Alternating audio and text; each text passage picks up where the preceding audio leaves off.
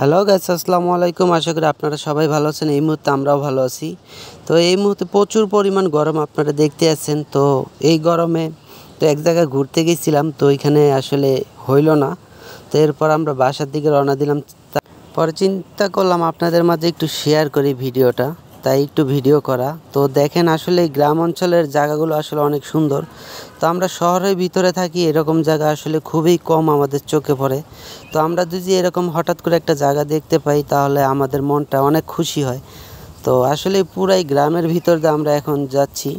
তো জায়গাটা অনেক ভালো লাগতেছে আমাদের। তো এরকম জায়গা কার কার ভালো লাগে একটু কমেন্টে জানাবেন।